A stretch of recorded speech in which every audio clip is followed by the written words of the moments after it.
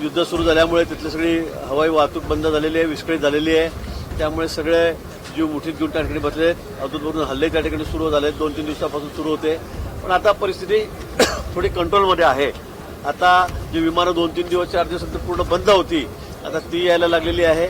या 2 दिवसामध्ये 10-12 फ्लाईट हे दुबईहून, अबुधाबीवरून या ठिकाणी आलेले आहेत. ते दिल्लीला आलेले आहेत, ते मुंबईला आलेले आहेत. माननीय मुख्यमंत्री महोदय पूर्ण लक्ष या ठिकाणी त्यांनी दिलेलं आहे. एकनाथजी खडसे आहेत, ते सुद्धा लक्ष घालून या ठिकाणी आहेत. पण केंद्र सरकार, विशेष करून आमचा सतत संपर्क केंद्र सरकारशी त्या ठिकाणी सुरू आहे, एम्बेसीशी सुरू आहे. आणि मला वाटतं 2-3 दिवसामध्ये ही थोडी परिस्थिती सुरळीत होईल असं चित्र या ठिकाणी दिसतंय. आम्ही दररोज विमान पाठवण्याचा प्रयत्न करतोय. एअर इंडियाच्या विमान कंपनीशी आम्ही त्या ठिकाणी बोलतो आहोत. पण काही विमान कंपन्या, काही एजंट हे स्वतः विमान बुक करून त्या ठिकाणी नेत आहेत आणि प्रवाशांना आणतायत. त्यामध्ये भाडं मात्र कुठे कुठे 1-1 लाख 80-80 हजार रुपये हे त्या ठिकाणी दिलं जात आहे. मला वाटतं ते सुद्धा जास्त आहे.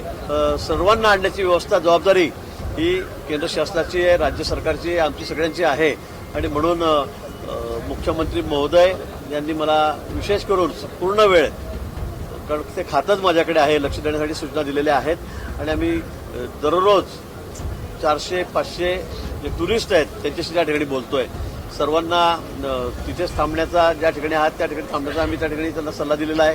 तर खासगी कंपन्या एकेका प्रवासाजवळून 1-1 लाख रुपये घेत आहेत.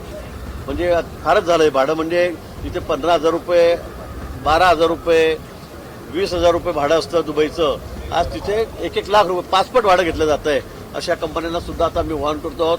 आणि मी सगळ्या टुरिस्टलाही सांगेल, प्रवाशांना सुद्धा सांगेल की फार इतकं भाडं तुम्ही देऊ नका. लवकरच आम्ही विमान पाठवण्याची व्यवस्था करतो आहोत. त्या ठिकाणी जे रास्त आहे, जे नेहमीप्रमाणे 20,000, 15,000 असेल, फार 25,000 असेल, मी त्यात अजून मला माहिती नाही. पण याच्यावर मला वाटतं भाडं देता कामा नये. निश्चित या संदर्भामध्ये एक लिंक बरं आठवण दिली मला. या संदर्भामध्ये एक महाराष्ट्र ACOC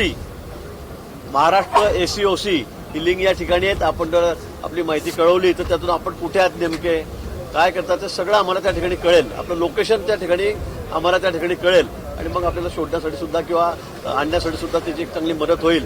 तर या संदर्भातली लिंक आहे महाराष्ट्र ACOC.